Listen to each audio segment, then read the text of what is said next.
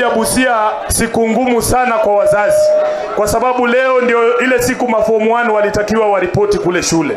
Lakini baba, kinachoshangaza ni kwamba serikali kuu imehakikisha kwamba hawa wazazi hawana uwezo wa kupeleka watoto wao shuleni. Hao waheshimiwa wote wakimekaa hapa wakikuonyesha SMS ambazo zinaingia kwa simu zao, ni wazazi wanalia. Kama sio bei ya uniform imekuwa juu, ni school fees hawana, na hata CDF hawajapatiwa. Baba, watoto wameshindwa kwenda shule, hata transport hakuna. Sisi tunashangaa, huyu Zakayo anachukua ushuru kila siku, anachukua ushuru mpaka ya kuvuta hewa. Hii pesa yote inaenda wapi? Kwa sababu wabunge watakuambia CDF hakuna, tukikuja political parties hakuna, capitation ya shule hakuna. Pesa Zakayo unapeleka wapi?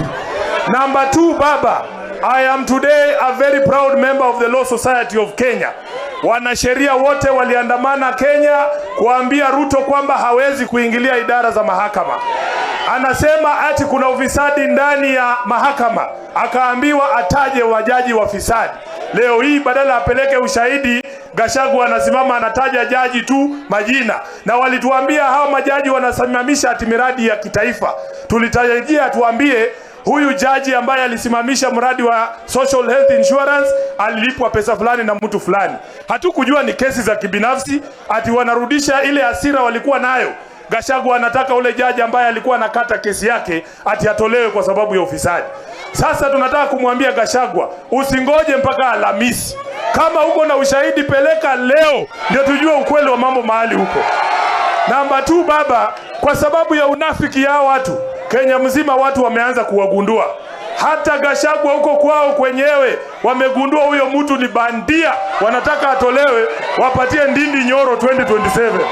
Kwa sababu wamemjua kitu yenye inanukia kila kitu ikioza imefanya nini? Sasa hata watu wa kwao wamesema Gachagua tawe, wanataka wabadilishe 2027. Lakini tunawaambia walete Nyoro, walete Gachagua, watafute mwingine. Kichapo ya 2027 inakuja kali sana kutoka kwa wananchi wa Kenya. Wangapi wanakubaliana kwamba Ruto lazima aende nyumbani? Ruto lazima aende nyumbani, sio hiyo? Wabadilishe wasibadilishe, wanaenda wapi? Nyumbani. Nimesikia chura ingine ya Ruto. Unajua ile chura inapiganga kelele kwa mto. Chura ingine ya Ruto inatoka sehemu